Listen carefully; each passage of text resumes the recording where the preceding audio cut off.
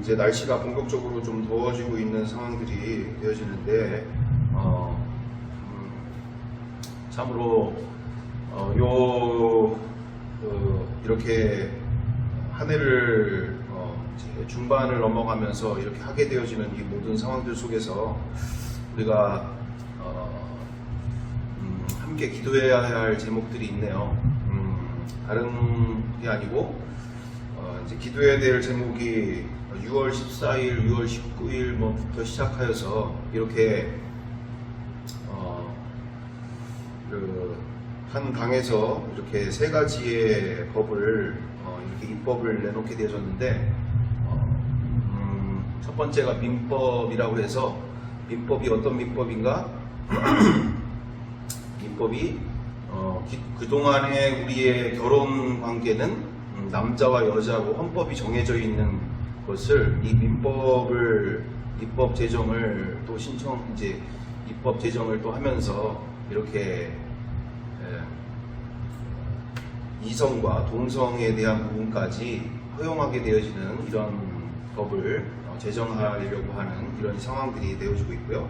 두 번째는 생활동반자법이라고 해서, 두 번째가 생활동반자법이라고 해서 기존에 있는 남자와 여자의 그와 같은 결혼관계로서 결혼을 정하는 게 아니라 이제 동반자, 함께 사는 사람, 그리고 동성에 이르러까지 이렇게 결혼을 확대하는, 이게 이제 대만과 같이 생활동반자법이 넘어서 이제 동성 결혼까지 합법화가 되어지는 과정이 되기 때문에 두 번째가 그런 상황이 되어지고요. 세 번째가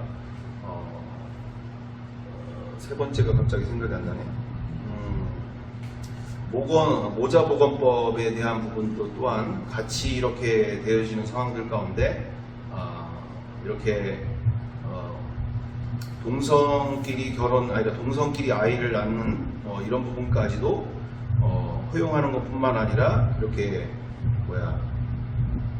아이를 낳더라도 아이 낳는 것뿐만 아니라 아이를 낳아서도 그걸 지원해주는 이런 이제 법들이 지금 14일 또는 19일 이렇게 제정이 되려고 하고 있는 상황입니다.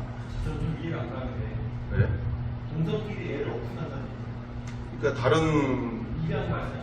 아니죠. 그러니까 남자를 통해서나 아니면 어떤 경우를 통해서나 같이 사는데도 불구하고 아이를 낳게 될 경우에, 그리고 저런 사유리처럼 정자를 얻어다가 하게 되어지는 이런 상황들, 어찌됐든 동성이 이렇게 사는 데 있어서 그렇게 아이까지 낳는 것까지 다 낳는 것뿐만 아니라 생활 지원까지 다 해주는 이런 상황들이 이제 벌어지고 있는 상황들이 있어서, 정말 지금 다른 나라뿐만 아니라 우리나라 지금 차별금지법이 제정되기 전까지도 이런 상황 가운데 너무나 그와 같은 상황들이 진행되고 있는 상황이 있어서 기도 부탁드리고, 돌아오는 금요일 같은 경우에도 이제 도청에서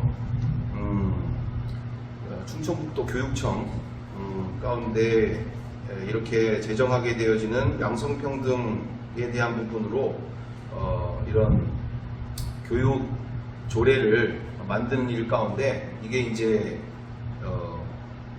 양성평등에서 이제는 성평등으로 또 만드는 일 가운데 지금 전국에서 또는 저희 청주 안에서도 많은 분들이 이번에 도의원들을 만나고 또 도의원들과 함께 이것에 대해서 토론하고 이와 같은 이제 시간을 가지려고 하게 되어지거든요. 그래서 점차적으로 이런 악법들이 자꾸자꾸 하나님이 정하신 모든 말씀들 가운데, 나는 그렇게 생각하지 않는데 그건 너희들의 생각이지, 이러면서 자신들이 만드는 가정, 자신들이 만드는 그런 모든 이 질서, 그러니까 반성경적인 모든 일들이 지금 자행되고 있는 상황들 속에서 우리가 기도해야 될 시기가 되어집니다. 그래서 하나 더 보여주시면 좋겠는데요. 크리스찬 투데이 기사 부분입니다. 크리스찬 투데이의 기사 부분 가운데도 지금 지금 보시다시피 이 아동기본법에 대한 부분으로 부모가 아동학대 가해자로 조사를 받을 수가 있는 상황이 되어버리고요. 이것이 통과가 되면 법적 제재가 가능한 폐륜적인 악법이면서 동성애 반대나 또는 아동학대로 이런 신앙에 대한 우리의 믿음을 전하는 것조차도 이제 아동학대라고 상황이 이제 되어지는 이런 상황들이 되고 있습니다. 그래서 이게 지금 민주당뿐만 아니라 국민의힘뿐만 아니라 이런 모든 모습들을 볼 때 보시는 것처럼 이건 강의 문제가 아니라 정말 인간이 하나님을 대적하는 시대로 이렇게 가고 있는 중이기 때문에 이걸 단지 정치적인 논리로 뭐 민주당 왜 그렇게 민주당인 얘기를 하냐, 뭐 국민의힘을 왜 얘기를 하냐 이런 얘기하는 거 아닙니다. 분명한 것은 이렇게 앞다투어서 이런 세계 추세들을 따른다면서 세계가 이렇게 가고 있는 것 가운데 당연히 이렇게 가야 되는 것처럼 이러면서도 또한 모르면서 하는 분들도 있고 알면서도 하는 사람들이 있는 부분이 지금 시대 가운데 있기 때문에 정말 결국에는 방향이 그런 방향이더라고요. 결국에는 자녀들을 부모로부터 그리고 선생님들로부터 아예 분리시키는 방향인 것 같아요. 제가 봐서도 너희들의 인권은 너희들 스스로가 자주 자립할 수 있는 존재들이지 않느냐. 성생활도 너희들 마음대로 또는 너희들이 하고 싶어하는 모든 일들에 대해서 너희가 주도적으로 정치, 경제, 문화 모든 부분에 있어서 왜 부모 세대들의 의견을 들어야 될 필요가 있겠고 또는 선생님들에 대하여 너희들이 왜 그렇게 들을 필요가 있겠느냐. 너희는 너희들의 주체니까 너희들 스스로 알아서 판단해서 너희들 스스로 책임을 져야 된다. 이런 상황인 거예요. 그래서 낙태도 얼마든지 할 수 있다. 낙태하는 방법 가르쳐 줄 테니까 낙태 이렇게 하면 되고 또 성생활 이런 것도 너희들의 그런 성적 자기결정권이니까 너희들이 갖고 있는 그대로 마음만 맞으면 서로 얘기만 되면 얼마든지 할 수 있다. 이렇게 피임할 수 있고 피임이 안 돼서 낙태되면 이렇게 인터넷에서도 미프진 같은 약들이 있으니까 그걸 복용하든가 아니면 이렇게 낙태 수술을 받든가. 낙태란 말도 안 쓰죠. 임신 중절이라는 말을 쓰잖아요. 그죠? 아주 혐오감 없게 아주 부드러운 말로 그렇게 하게 되어지는 이런 상황들이 있기 때문에 보시는 바 그대로 이런 우리의 믿음조차도 또는 부모의 의견에 대해서 이것을 나중에는 뭐라고 그래야죠? 학대다, 나 학대받았다 신고하게 되어지는 이런 상황들이 지금 계속 현재에서도 지금 벌어지고 있는 상황인데 이제 통과가 되면 뭐 이제 더 심각해지는 상황들이 있기 때문에 이런 부분에 대해서 우리가 인지하고 정말 그러면서도 생각되어지는 것이 이제는 전도하고 싶어도 전도할 수 있는 시대가 이제 차츰차츰 이제 막혀지는 시대가 되고 있다라는 생각들을 많이 하게 되는 거죠. 왜요? 뭐 이제 뭐 학대받았다 하면 다 신고니까 그냥 자기 마음에 안 들면 그런 시대로 가고 있는 상황입니다. 그래서 우리가 기회 있을 때 열심히 해야 될 일들 이렇게 해야 될 것이다. 네, 그렇습니다. 네. 어쨌든 좋은 기사들이 우리가 좀 있으면 좋은데 어쨌든 이런 상황들이 뭐 시간은 짧은 상황에 이 부분만 이야기해도 시간이 많이 가기 때문에 어쨌든 저도 좋은 얘기들 좀 많이 하고 싶은데 그렇게 쉽지가 않네요. 자, 두 번째로 다음으로 우리 지난 시간에 지금 보시다시피 김정로 목사님에 대한 이렇게 2023년 목회자 부부 영적 세미나에서 있었던 말씀들을 우리가 함께 나누게 되어졌었는데 가장 핵심은 우리가 그 뒤에도 한 15분 분량의 내용이 있지만 뭐 시간 관계상도 그렇고 다 할 수 없는 부분이 되어지는 부분이 있는데 어쨌든 핵심적으로는 우리가 생각하게 보이게 되실 때 바로 그거라고 하는 거죠. 그것이죠. 바로 무엇인가? 복음의 완성은 예수 그리스도께서 내 안에 성령님으로 함께 사시며 서로 날마다 사귐이 있는 삶이다라는 거죠. 사귐이 있는 삶. 그래서 우리 로마서 우리 큐티를 통해서도 로마서 5장이든 4장이든 이 말씀들을 통해서도 우리가 분명하게 보게 되어지는 바는 무엇입니까? 아브라함도 은혜로 구원을 받은 줄 믿습니다. 아브라함이 어떤 큰 행위로 하나님을 기쁘시게 해서 그가 하나님으로부터 인정을 받고 의롭다 인정을 받은 것이 아니라 아브라함이 없는 것도 있게 하시는 하나님을 믿었기에 하나님께서 그것을 의로 여기고 은혜로 구원을 받게 되어진 줄 믿습니다. 이처럼 나와 우리가 이제 생각하게 보게 되어지는 것은 바로 무엇일까요? 바로 우리가 내가 이렇게 열심히 하니까 나는 구원을 받은 거야.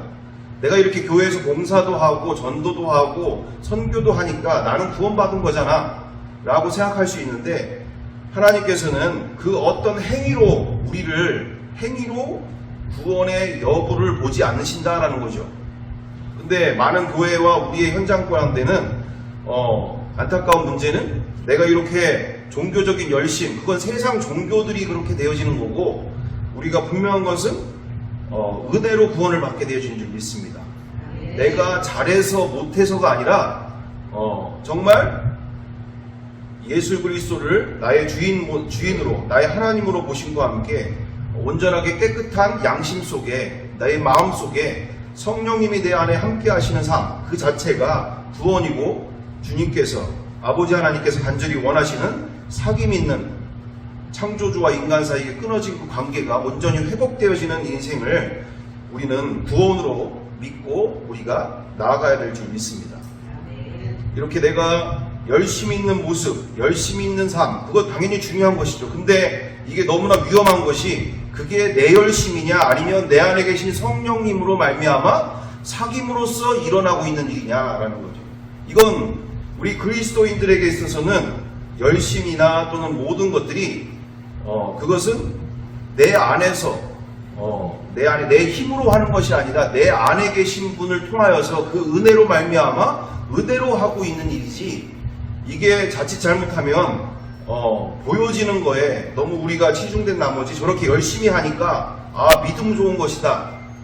저렇게 정말 열심히 하는 모습 보니 정말 믿음이 좋은 거구나 라고 생각할 수 있는데 인간은 그렇게 간단한 존재가 아니라는 거죠. 얼마든지 자기를 가리기 위해서도 나의 열심을 통해서 자기의 결핍, 자기의 문제를 가리기 위해서 그리고 자기가 존경받는 삶을 살기 위해서 얼마든지 자기가 열심히 있는 일을 할 수 있다는 얘기예요. 그래서 저번에 우리 간증 도유미 그 목사님에 대한 모습도 나는 그 얘기 하시잖아요. 나는 아마 이 크리스찬이 되기 이전에 만약에 내가 절에 있든지 내가 알라를 믿든지 뭐 어디를 힌두교에 있든지 어디에 있든지 아마 똑같았을 거다. 그래서 그분이 얘기하시는 게 이 열심이 오히려 죄다 라는 얘기를 하시잖아요. 이렇게 성실한 게 죄다. 왜? 성실하니까 정작 그분이 뭘 원하시는지는 관심 없고 일에 빠져서 살게 되어지는, 그래서 본인도 속고 주변에 있는 사람들도 속이게 되어지는 상황들이 벌어지는 거죠. 저렇게 하는 모습을 보니 믿음이 좋은 거구나. 근데 우리가 로마서 4장 말씀도 분명히 보다시피 우리가 그리고 전체 모든 말씀 가운데 보다시피 내 안에 성령이 내주하심을 통하여서 성령님이 주시는 그 은혜로, 힘으로 또는 그 사랑으로 우리는 모든 이 땅 가운데서 주님이 기뻐하신 아름다운 열매를 맺게 되는 줄 믿습니다. 그래서 자칫 잘못하면 많은 분들이 번아웃이 되잖아요. 번아웃이. 내가 이렇게 열심히 하는데 안 알아줘. 내가 이렇게 열심히 하는데 사람이 하나도 안 알아줘. 이러니까 이제 번아웃이 되고 더 열심히 더 내가 이렇게 열심히 하는 모습이 곧 하나님께 잘하는 것이고 거니까 열심히 하는 것이 곧 나의 믿음을 증명하는 일이 돼버리니까 이렇게 하다가 결국에는 번아웃이 되는 거죠. 번아웃이 터져버리는 것이죠. 나중에. 왜요? 제가 안 해봤으면 모르겠지만 제가 해봤으니까 아는 거죠. 나 스스로도 그게 믿음인 줄 알고 있었었는데 나중에 와서 봤더니 내 열심 가운데 나를 포장하고 있었고 나를 나의 어떤 부족한 것을 이것을 통해서 이렇게 인정받으려고 하는 욕구 가운데 이런 모습들이 더 드러나게 되었다라는 것을 봅니다. 그래서 우리 분명한 것이 지난 시간을 통해서 우리가 보다시피 고린도전서 3장 16절 16절 이후절에도 나와 있습니다. 뭐라고 되어 있습니까? 너희는 너희가 하나님의 성전인 것과 하나님의 성령이 너희 안에 계시는 것을 알지 못하느냐. 그러므로 누구든지 하나님의 성전을 더럽히면 하나님이 그 사람을 멸하시리라. 하나님의 성전은 거룩하니 너희도 그러하니라. 아멘. 무슨 뜻입니까? 우리 안에, 내 안에 하나님의 성전, 바로 성령의 전이 계신 것을 알지 못하느냐. 말 그대로 우리 마태복음 5장 20절인가 21절의 말씀 그대로 뭐라고 되어 있습니까? 너희의 의가 바리새인과 사두개인들보다 더 낫지 못하면 결단코 천국에 들어가지 못하리라. 이게 무슨 뜻입니까? 인간의 열심으로 갈 수 있는 길이 아니다 라는 뜻이죠. 종교적인 열심으로 이 길을 갈 수 있는 길이 아니다. 바로 성령께서 내 안에서 나와 함께 하시는 그 힘으로 모든 말씀을 이루고 모든 그 주님이 기뻐하시는 일들을 해나갈 수 있다는 뜻이잖아요. 그죠? 내 힘으로 하는 것이 아니라 성령께서 주시는 힘으로 하는 일이다. 그래서 우리가 이처럼 21절에도 그렇게 되어 있습니다. 그런즉 누구든지 사람을 자랑하지 말라. 만물이 다 너의 것입니다. 바울이나 아볼로나 게바나 세계나 생명이나 사망이나 지금 것이나 장래 것이나 다 너희의 것이요 너희는 그리스도의 것이요 그리스도는 하나님의 것이니라.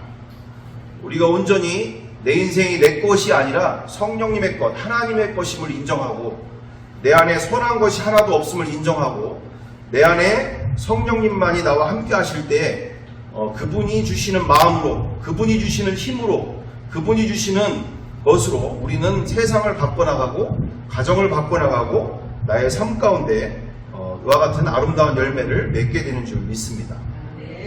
그렇죠. 자, 그래서 우리가 이와 같은 시간들을 가지면서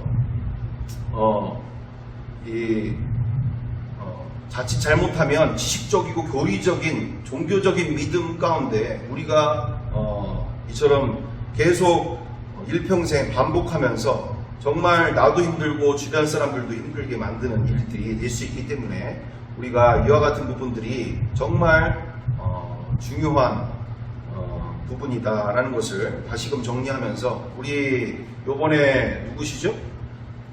라이저 베프티스트 5번째인가 6번째였나? 목사님이 누구신지 강남 침례교회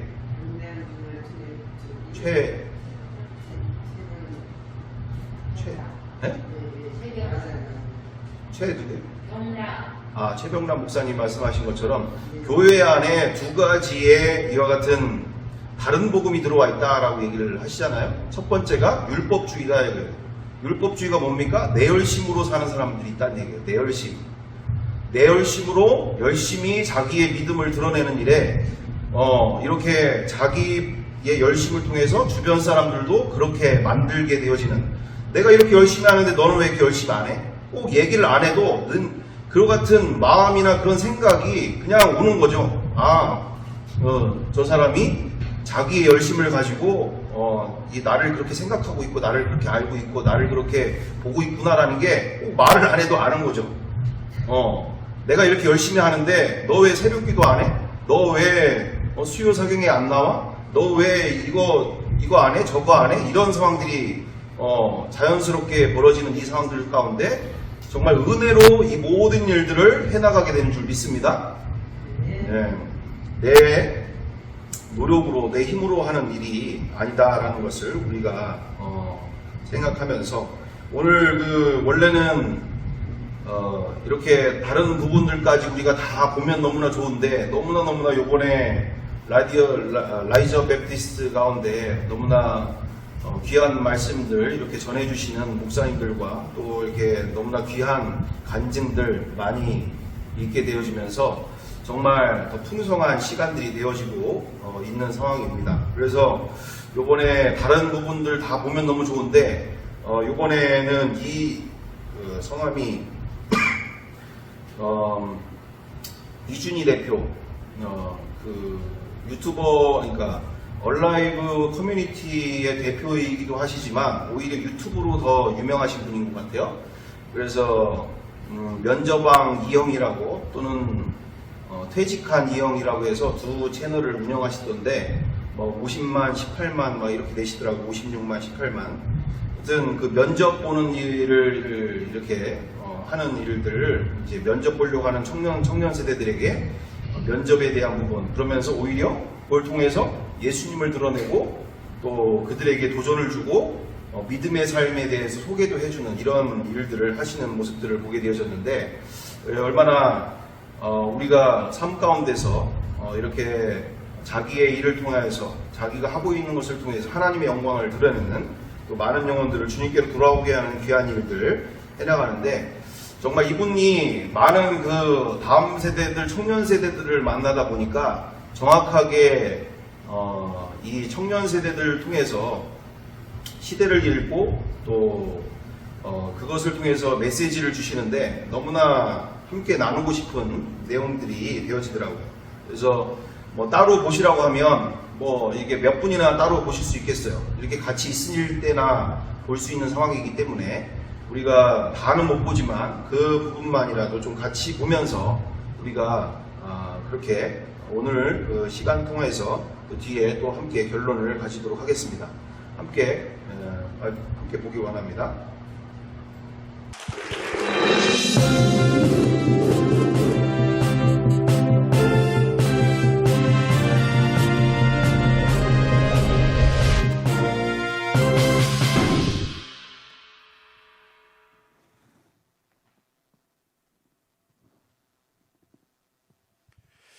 네, 여러분 반갑습니다. 방금 소개받은 이준희입니다.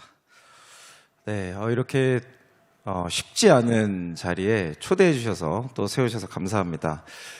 요번 기도회에 이렇게 참여하면서 저희가 다른 교회 설교, 목사님들 설교를 들을 일이 이제 별로 없잖아요. 근데 저희 침례교단에 이렇게 멋진 교회들, 또 살아있는 교회들이 있다는 모습에 참 큰 격려가 되었고요. 또 하나는 보니까 대부분 담임 목사님이 이제 메시지를 전하시고 또 몇몇 이제 성도분들이 저처럼 간증을 하시는데 그 목사님 앞에 이제 잠깐 하시고 목사님이 나오시는 포맷인데 오늘은 좀 특이하게 제가 진행을 하게 된 것 같습니다. 저는 지금 이제 다음 세대와 함께 살아가고 있습니다. 그래서 이번 기도회의 주제 자체가 다음 세대 부흥, 그리고 다음 세대 부흥위원회가 주최하는 그런 기도회로 알고 있는데요. 아마도 대한민국에서 다음 세대를 가장 많이 만나고 있는 사람이 아닐까 자타가 공인하는 숫자로도 이제 그렇죠. 그래서 다음 세대에 대해서 어떻게 기도하면 좋을까, 그리고 우리가 어떻게 이들에게 진짜 복음을 전할 수 있을까라는 관점에서 몇 가지 제가 느꼈던, 만났던 스토리들을 좀 나누려고 합니다. 제가 침례교단에서 이렇게 제 스토리를 나누는 게 처음이기 때문에 짧게 저를 좀 소개를 하겠습니다. 저는 방금 소개받은 대로 이랜드라는 기독교 기업이죠. 그곳에서 계속 이제 직장 생활을 했습니다.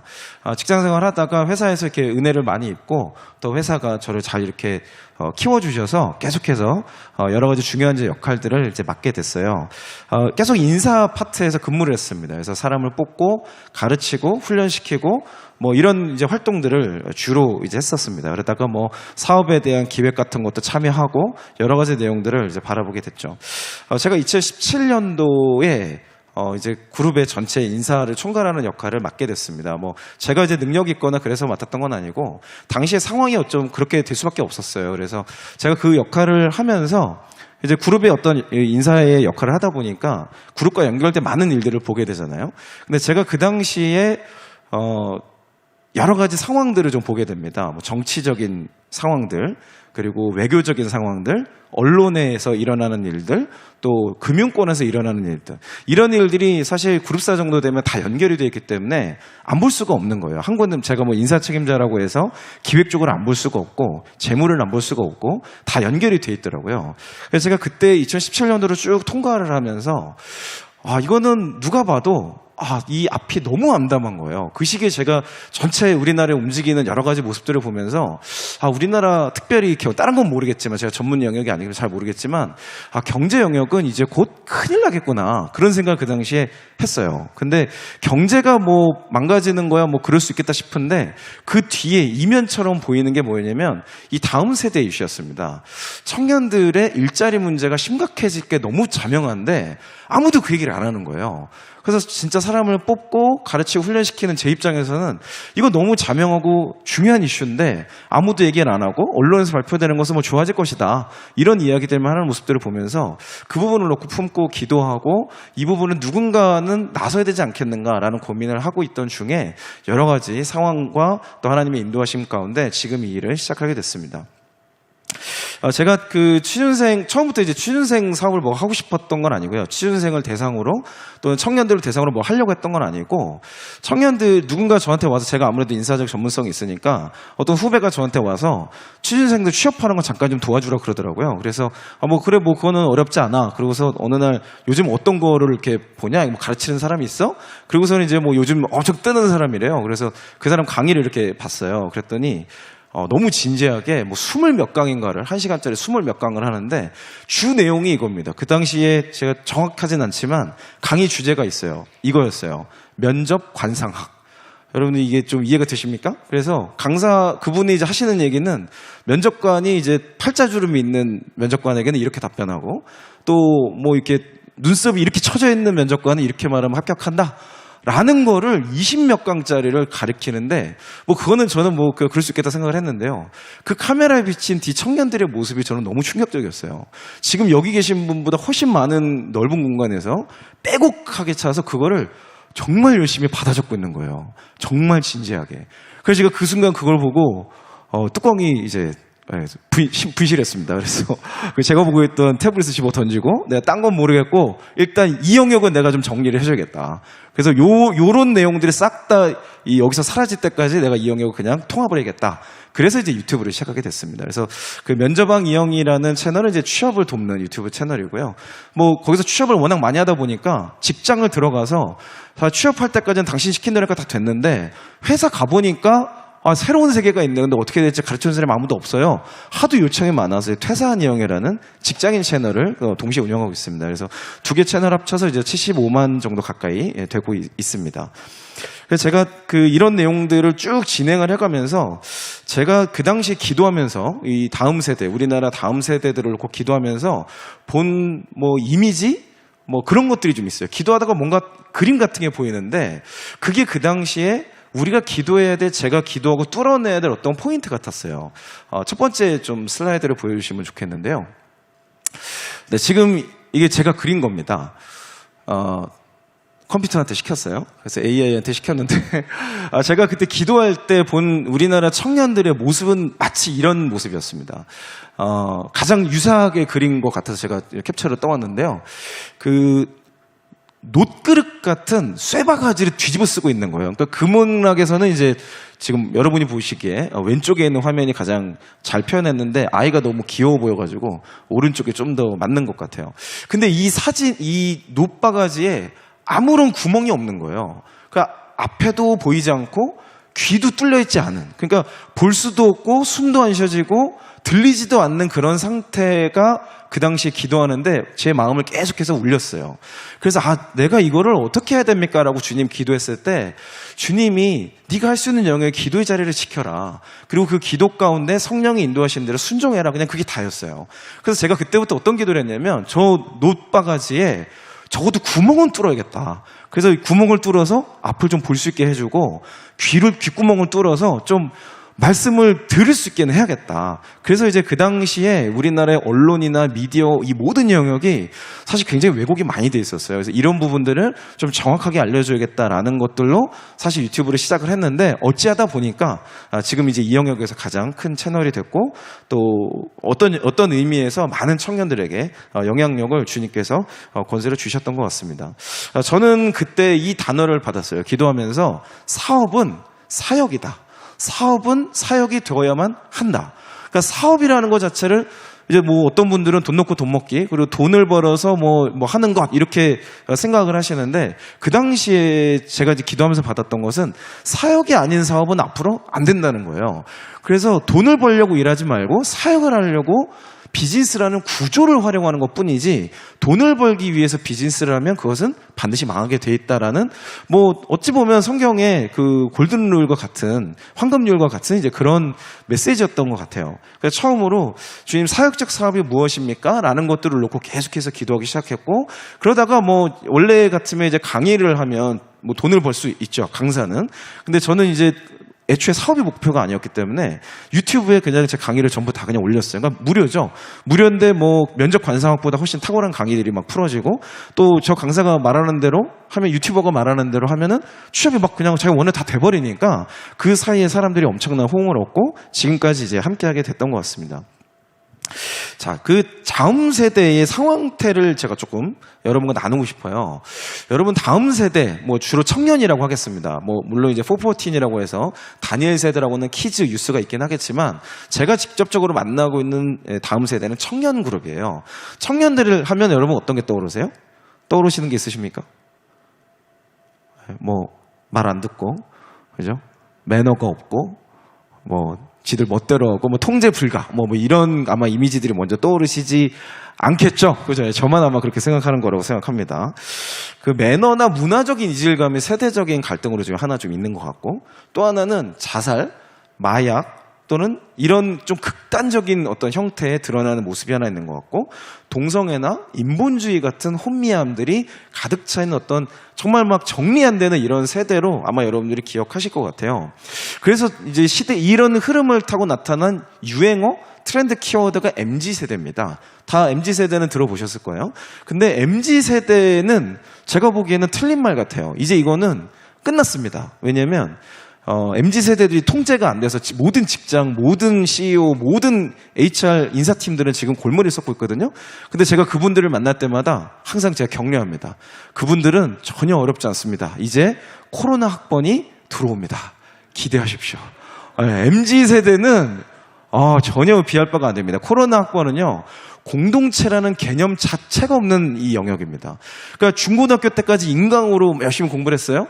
대학을 가서 처음으로 MT도 가고 뭐 체육대회도 하고 무슨 축제도 하고 이러면서 공동체성이 생성되던 시기에 인강으로 학교를 나왔어요. 그러니까 교수님이나 중고등학교 때 인터넷 화면으로 봤던 선생님이나 크게 다르지 않아요.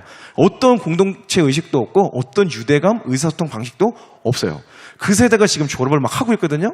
그러니까 기대하셔도 좋습니다. 아마 전혀 다른 세대가 들어올 것 같아요. 근데 이런 배경들이 쭉 이어지면서 코로나를 지나고 나서 다음 페이지를 좀 보시면 저의 눈을 사로잡는 기사가 있었어요. 뭐 내용이 굉장히 많지만 제목만 보면 될 것 같습니다. 코로나가 가든 은둔청년이라는 제목이었어요. 은둔청년 또는 고립청년이라고 합니다. 뭐 학술적으로는 두 가지 조금 구분하기도 한다고 하는데, 어쨌든 비슷한 의미로 고립청년을 산출하면, 계산을 해보면 세대 약 5%, 그래서 전국적으로 보면 약 54만 명에서 63만 명 정도를 은둔청년이라고 말을 하는데요. 은둔청년의 정의는 뭐냐면 6개월에서 몇 년 사이에 아예 외부 활동을 안 하는 사람들입니다. 집 밖을 아예 안 나가는 상태죠. 뭐 정말 필요에 의해서 잠깐 나가는 경우는 있겠지만, 이 사람들의 70%, 이 60만 명 가까운, 60만 명이면 여러분 어떤 숫자인지 아세요? 우리나라 전국 군인이 몇 명인지 아십니까? 우리나라를 60만 대군이라고 합니다. 60만 우리나라를 지키는 전군이 지금 집안에 처박혀 있는 거예요. 밖으로 안 나옵니다. 그래서 집안에서 이 사람들이 아무것도 못해요. 집에서 있으면 뭔가 대단한 거 할 것 같지만 사실은 아무것도 못합니다. 그리고 이들은 자기의 의지로 밖에 못 나가고 있다고 절규하고 있어요. 나는 이제 못 나가겠다. 여러분 이해 잘 안 되시죠? 왜냐면 이미 여기 교회 나오셨으니까. 아마 여러분들 이해 못 하실 거예요. 근데 이분들은 밖에 도저히 못 나가겠대.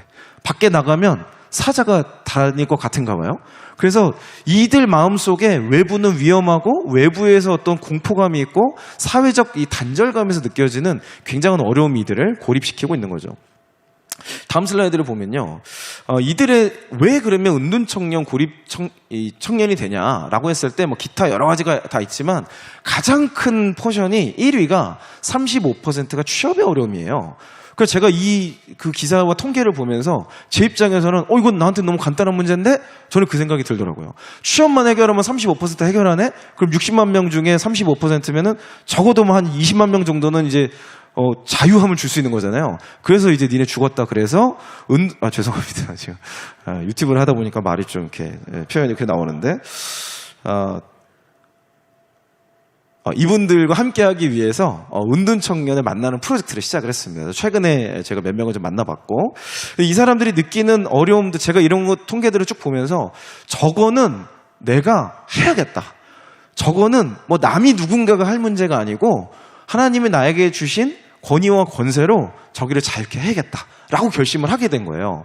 제가 은둔 청년을 만난다고 저한테 뭐 돈이 되겠어요? 뭐 영향력이 되겠어요? 뭐 아무것도 안 됩니다. 아무것도 안 돼요. 그냥 그 친구들 집 밖에 안 나오기 때문에 그 친구들이 있다는 곳에 제가 또 가야 돼요.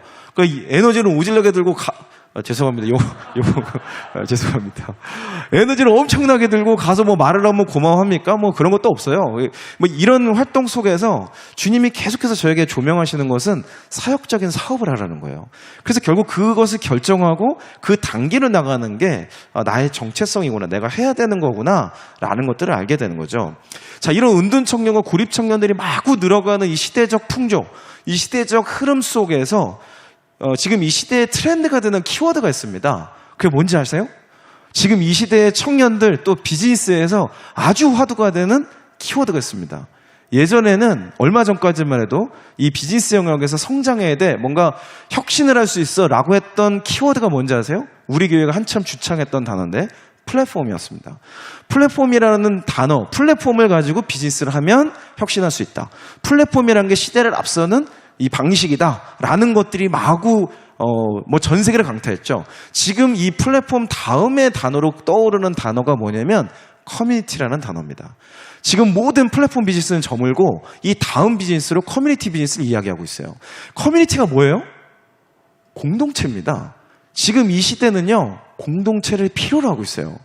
모두가 공동체를 필요로 했거든요. 그래서 청년들은 공동체에 목숨을 걸어요. 공동체에 돈을 지불하고요. 공동체에 에너지를 쓰고 나를 받아주는 공동체라면 거기에 모든 걸 바치는 친구들이 많아지고 있어요. 왜 이 커뮤니티를 계속해서 강조하게 됐을까? 사실 이거는 경제 성장률에도 굉장히 밀접한 연관이 있습니다. 비즈니스 영역에서 이 부분을 굉장히 강조를 많이 하는데요. 최근에 IMF에서 발표한 경제 성장률 보고자료에 따르면 한국 경제 성장률은 1.5%라고 합니다. 뭐 굉장히 지금 저성장 시대도 들어간 거죠. 뭐 그것뿐인가요? 부동산 버블 꺼졌죠. 주식 폭락했죠. 코인 붕괴됐죠. 고용 한파됐죠. 인구는 감소하고 있고 결정적으로 국제 경기까지 악화돼서 수출 중심, 수출 주도인 우리나라가 지금 솟아날 구멍이 없는 상태예요. 이뿐만이 아닙니다. IMF 발표에 따르면 세계 경제 성장률도 평균 3%를 예측하고 있어요. 이 숫자는 1990년 이후에 가장 낮은 수치입니다. 이런 경제의 어떤 이 저성장률의 시대에 맞춰서 비즈니스 영역에서는 락인 전략이라는 걸 구사하고 있어요. 이 커뮤니티라는 건 뭐냐면 공동체를 구성하고 그 안에서 공통의 관심사, 공통의 가치, 공통의 라이프 스타일을 공유하면서 그 안에서 계속 먹고 사는 거예요. 이 안에서 누군가가 크리에이티브하게 뭔가 만들기도 하고 구매도 하고 이러면서 이걸 점점 키워가야 이런 경제 저성장 시기, 위기가 일어나는 시기에 생존할 수 있다. 라는 시대적 대안으로서 나온 전략이 커뮤니티입니다. 정말 놀랍지 않습니까? 근데 커뮤니티 이거 누가 제일 잘해요? 교회 아닙니까? 그러니까 지금 시대가 여러분 진짜 재밌어요. 아까 이제 기도하면서도 지금 말세지만 마지막 때 이런 얘기 하잖아요. 저는 이 청년들의 움직임을 보면서 이걸 정말 성경적으로도 그렇고 뭐 이스라엘의 움직임을 봐도 그렇고 국제정세를 봐도 그렇고 이런 세계적인 트렌드 키워드를 봐도 그래요. 공동체가 지금 전 세계 트렌드가 됐어요. 이제 뭐 아직 이 키워드가 익숙하지 않으신 분들도 시간이 지나면 점점 많이 듣게 될 겁니다. 플랫폼이라는 것도 막 10년 전만 해도 아무도 잘 몰랐어요. 그러던 내용이 한 5년 전부터 또 코로나 직전에 엄청나게 강탈하면서 지금은 전 세계 모든 기업이 플랫폼 기업을 추구하고 있잖아요. 이 다음으로 올 것이 커뮤니티 비즈니스라고 생각하고 있습니다. 자, 또 하나의 이 공동체가 중요해지는 이유를 또 다른 인문학자들, 사회학자들은 이렇게 해석을 해요. 다음 슬라이드를 좀 보면 뭐 제가 좋아하는 이론은 아닙니다만 이해를 돕기 위해서 자주 사용하는 이론입니다. 메슬로우 욕구 이론이라는 거 다들 아실 거예요. 근데 우리나라와 같은 벌써 선진국 반열에 든 이런 특히 이 청년들은 MZ세대라는 문제가 되는 거는 뭐 전 세계적인 이슈긴 하지만 특별히 선진국에 좀 더 가깝죠. 거기 이 사람들의 해석은 뭐냐면 더 이상 생리적인 욕구와 안전의 욕구의 단계는 끝났다는 거예요. 이제는 저 세 번째에 있는 사랑과 소속의 욕구로 다들 넘어갔기 때문에 공동체가 있냐 없냐에 따라서 이들의 거주 그리고 어떤 권위 이런 모든 것들이 저한해서 해결이 된다는 거죠. 그러니까 사람들이 왜 이렇게 많이 퇴사를 하나요? 왜 MZ세대는 맨날 퇴사해요? 라고 했을 때도 이걸로 설명할 수 있어요. 그 다음 단계 존경의 욕구, 자아실현의 욕구가 그들의 삶에 가장 중요한 거예요. 제가 많은 청년들을 만나보면 직장을 선택하는 기준을 제가 묻습니다. 당신은 왜 이 직장을 가고 싶어요? 당신은 왜 여기 가려고 그래요? 그리고 돈을 많이 주잖아요. 뭐 이렇게 얘기해요. 자, 그럼 제가 질문합니다. 자, 그럼 돈을 한 5억을 연봉으로 줄게. 그리고 하루 23시간 일하면 어떻겠습니까? 그럼 다들 학을 떼고 안 한다 그래요. 그럼 뭐 5억, 뭐 한 10억을 줄까? 10억을 주고, 죄송합니다. 이런 표현을 써서. 너 빼고 모두가 꼰대분들이면 어떻게 할래? 너무 행복하겠지? 그러면, 저 거기 절대 못 간대. 그럼 그 말은 뭐냐면, 이들 안에는 돈이 핵심 가치가 아니라는 거예요. 청년들의 핵심 가치는 저기에서 있었던 지 욕구 5단계에서 나오고 있는 상위 욕구를 향해서 이미 가고 있습니다.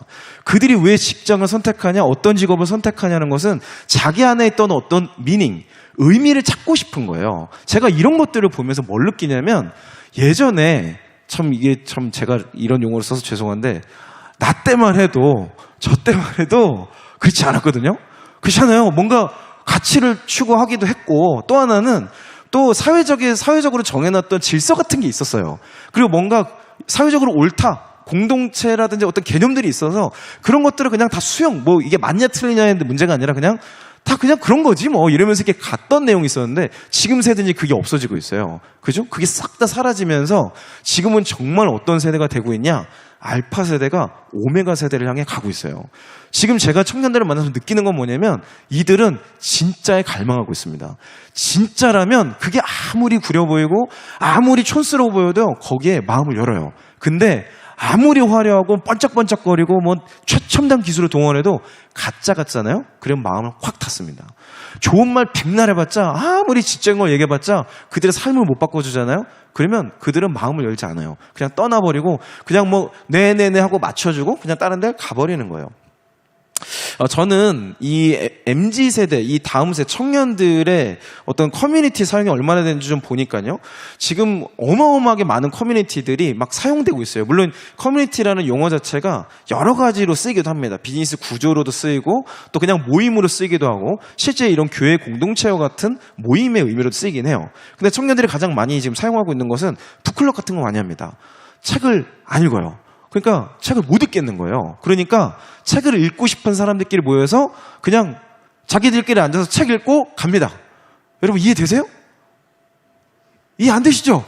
와서 아무 얘기도 안 해요. 모여서 돈 내고 책을 읽어요. 책도 자기 돈 주고 삽니다. 그리고 그냥 읽어요. 그리고 3시간 땅 지나면 책 덮고 수고하셨습니다 이러고 집에 가요. 거기에 돈을 내요. 이런 것들을 합니다. 또 어떤 데는 무슨 새로운 제품 개발을 하기 위해서 자기들끼리 모여요. 막 디스커션하고 토론하고 그래서 거기서 사업까지 추진을 해요. 또 어떤 데는 피아노 같은 거, 악기 연주 같은 데 가서 보통 이제 악기를 배운다 그러면 뭐 그 코스라는 게 있잖아요. 뭘 배우고 이런 게 그런 게 없어요. 그냥 너 치고 싶은 게 뭐야? 그러면 이 곡을 치고 싶어? 그러면 그거 한번 쳐봐. 그거 못 치죠 그거를. 근데 그거를 알려줘. 그것만 치게 알려줘. 그것만 딱 배우고 사라지는 거예요. 그러니까 이들이 엄청나게 많은 이런 베리에이션의 커뮤니티들이 마구 지금 늘어나고 있고 이들의 커뮤니티에서 나오는 키워드는 뭐냐면 2가지 키워드가 있습니다. 첫 번째는 느슨한 연대예요. 느슨한 연대. 좀 깊이 있는 관계는 싫다는 거예요. 그냥 내가 여기에 소속돼 있어 정도면 충분해요. 그 이상은 나도 돈터치 더 이상 들어오지 마. 이게 하나 있고 이것만 있으면 참 안타까운 일인데 두 번째 키워드에 저는 소망을 발견할 수 있다고 봅니다. 두 번째 키워드는 찐팬이라는 단어가 있어요. 찐팬은 뭐냐면 그냥 그 한 가치에 매료가 돼가지고 자기 모든 걸 다 뭐 바친다고 표현하긴 그렇지만 자신의 모든 것을 다 내어놓는 거예요. 마치 뭐와 같습니까? 우리가 예수님을 만났던 그 순간 같지 않으세요? 제가 지금 만나고 있는 이 청년들의 모습은요.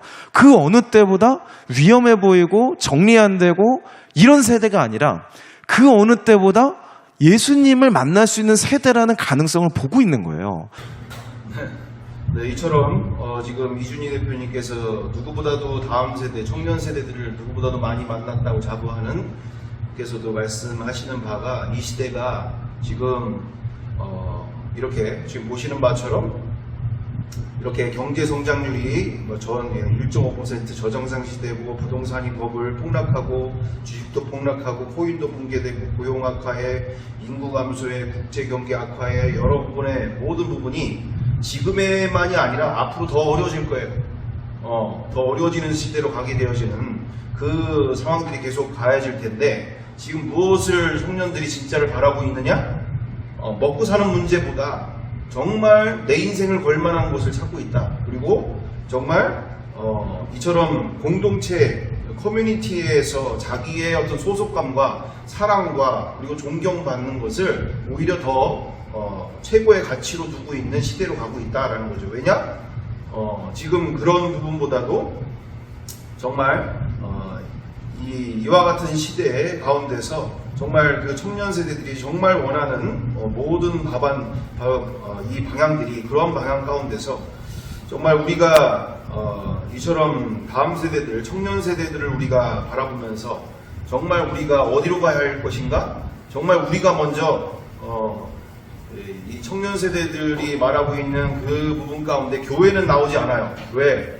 진짜 자기들이 인생을 걸 만한 교회 같은 이야기들을 제대로 만나본 적이 없고 들어본 적이 없을 수 있겠죠. 그래서 우리가 정말 하나 되어지고 우리가 정말 초대교회와 같은 교회로 되어져 갈 때 정말 우리 다음 세대들에게 청년 세대들에게 와서 보라 라고 할 수 있는 그와 같은 공동체로서 우리가 그들에게 정말 자신있게 얘기할 수 있는 그런 단계까지 우리가 정말 하나 되기를 힘쓰고 서로 사랑하기를 힘쓰고 마음을 나누고 진짜 이게 공동체야. 이게 진짜 하나님이 아들 하나님이신 예수 그리스도를 십자가에 죽이면서까지 우리에게 주신 너가 찾던 그 진짜 공동체야. 진짜 너의 그 모든 필요가 바로 여기에 있어. 너가 찾던 것이 바로 교회야. 너가 그토록 갈망하던 것이 바로 이 교회야. 라고 우리가 얘기할 수 있는 그와 같은 우리의 공동체가 되기를 바라는 마음에 또는 그와 같은 생각들 가운데 함께 나누게 되어지는 시간이 되었습니다. 그래서 우리 앞으로의 시간들 속에서 정말 너무나 정확하게 보고 계시는 이 상황들 속에 정말 앞으로 더 어려워지고 힘들어져 가는 이 시대 속에서 우리가 정말 주님이 주신 이 교회 공동체의 답을 찾고 함께 나아가는 우리 풍성한교회 되기를 간절히 바라고 원합니다. 기도하겠습니다. 사랑과 은혜가 풍성하신 아버지 하나님, 오늘 이 시간 정말 나와 우리가 정말 세상은 그와 같은 것을 본 적이 없고 또는 우리 스스로도 그것은 불가능하다고 생각할 때가 많이 있습니다. 주님, 그럼에도 불구하고 전능하신 주님 앞에서 불가능은 없는 줄 믿습니다. 정말 우리에게 정말 이 마지막 시대가 되어질수록 또한 세상은 더 힘들고 어려워질수록 정말 진짜가 무엇인지를 보여줄 수 있는 아버지여 그 핏값으로 사신 그 교회를 우리를 통해 이루어 주시옵소서. 우리를 통하여서 많은 영혼들이 주님 앞에 돌아올 수 있는 그 교회 공동체 허락하여 주옵소서. 목숨을 내줄 수 있는 그와 같은 서로를 위해서 정말 사랑하는 그와 같은 공동체 되게 도와주시옵소서. 함께하여 주시며 인도하실 것을 믿고 감사하며 예수님의 이름으로 기도드리옵나이다. 아멘.